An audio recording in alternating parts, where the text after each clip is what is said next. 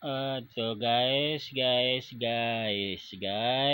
itong ating mga pusa nga mga nag naglaro, play, mga pusa, yan guys, ang mga pusa nga mga inalagaan ko guys, mga cat food talaga yung kinain ito, yung maliit, kahit malaki yung niya, kaya niya labanan. Yan ang mga pusa ang mga inalagaan. Sila yung mga tulugan, mga kutson. Ay, di kutson ito. Yan, no? Maganda kaya tingnan. Alam ko nagandahan din kayo. Yan, no? Yan, no? Alam ko, gandahan din kayo nagmanood nito. Para sa inyo to. Gumawa ako ng video para sa inyo guys. Yan.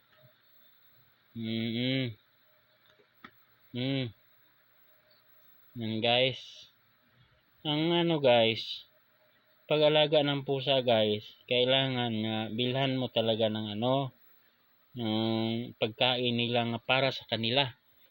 Hindi ingon nga para sa sa tao, ay masira ang kinabukasan nila niyan, magsakit sila. So hindi pwede yung bilhanin mo nga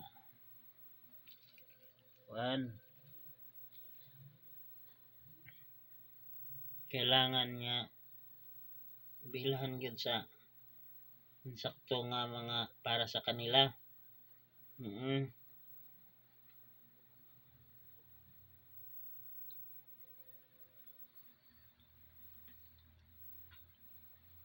Sigurado man gina sila nga maganahan sa ilahang mga kinabuhi guys, yung mga buhay nila na mga ginalaan sa mundo. Mabuhay sila nga matiwasay, magandahan sila sa ilang buhay. Naglumba sila, dakop sa yung ginandakop nila yung paro-paro, walay nakadakop sa ila. Yan lang ang kinabukasan nila, ng laro-laro, mangita ng mga mga kalingawan nila, mga libangan. Yan lang man yun talaga ang mga buhay ng mga hayop guys. Inalagaan ko man to, ganito lang to guys, pero inalagaan yun ako kay sa mga ahas. Delikado kayo ahas dito. Pag walang pusa, agoy ang ahas, sigurado tayo dyan. Kailangan nga pag may pusa, walang ahas. So alagaan natin yung pusa natin para nga walang ahas. Ang ahas makamatay na yan, makagat ka niya ng ahas, ay sigurado kita nga mamatay talaga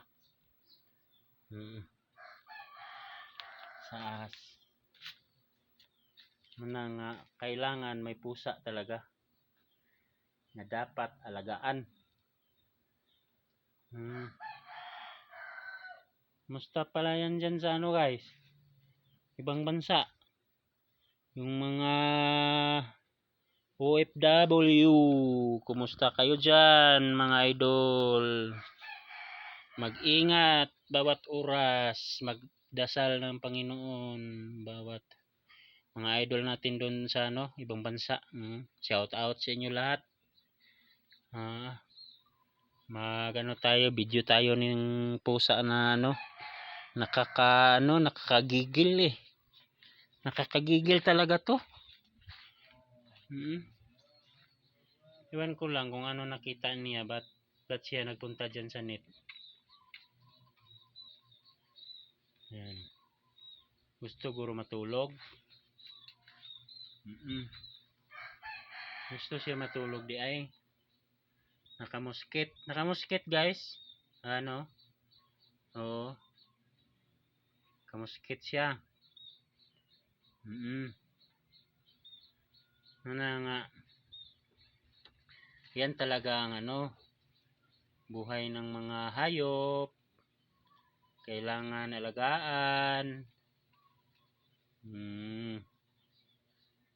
Alagaan ang hayop na pusa kay para sa kinabukasan ng tao. Kay kung walang pusa ang ahas nga kobra, mopatay og tao man in taon. Yan guys, yan ang dapat nating tandaan. Pag walang pusa, may ahas. Ang kobra pumapatay ng tao. Pero ang pusa magproteksyon sa atin. Kaya ang ahas takot sa kanila. May kuko sila na na grabe katulis. Yan guys. Yan ang dapat tandaan natin guys. Na kailangan ng pusa alagaan para walang ahas nga makalapit sa bahay. Yan lang guys. Sa una, kontra ko talaga yung mga pusa. Tinapon ko talaga yung mga pusa, lalo na kung sila pasaway. Pero ngayon ayaw ko na itapon kasi yung dito sa bahay may mga ahas nga magpunta dito. Ayaw ko kasi yung ahas, takot sa lahat ng mga hayop guys. Yung yung ahas talaga ang tinatakutan ko kasi yung kamandag niya hindi pwede magamot yan. Hindi, mamatay ka talaga pag makagat ka dyan. Sigurado. Mga ilang oras lang. Yan ang dapat nating iwasan talaga yung mga ahas. Ang pusa, mag-alaga tayo ng maraming pusa. Tiisin natin ang pusa. Itong pakainin para walang ahas na makalapit sa bahay. Yan ang ating dapat tandaan at itatak sa ating isipan.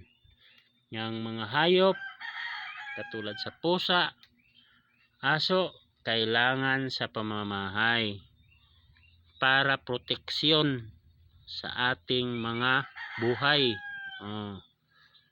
Wala naman tayong kalaban na tao, pero sa ahas hindi yan walang sinasanto yan. Kagatin ka talaga niyan pag pag sobra na yung dami ang kayamandag nila. Kahit hindi mo sila yung ahas, ay patay ka talaga niyan. So mag-alaga tayo ng pusa. Ingat lang tayo nga hindi natin maapakan yung mga pusa, kaya baka mamatay lang din tayo sa rabies sa pusa. Mayroon din rabies ang pusa, pero hindi siya maka-level sa rabies sa kubra. Yan lang guys. Yan lang ang dapat nating pagtuunan ng pansin ng mga hayop natin. Alagaan ng mabuti para sa pagproteksyon sa atin. Proteksyonan ta, kalit-liit yung pusa, pero proteksyonan ta niya laban sa ahas nga makamandag. Yan guys, proteksyon yan. Gialagaan yan, hindi yan inalagaan. Siya na nagtuksok na. Okay, siw siw siw siw siw siw siw siw siw siw. Yan Yan. Siw. Siya si siw. Ang gamay nga siw. Yan o. Yan o. Cute kaya yan. Cute. Yan. Cute kayo.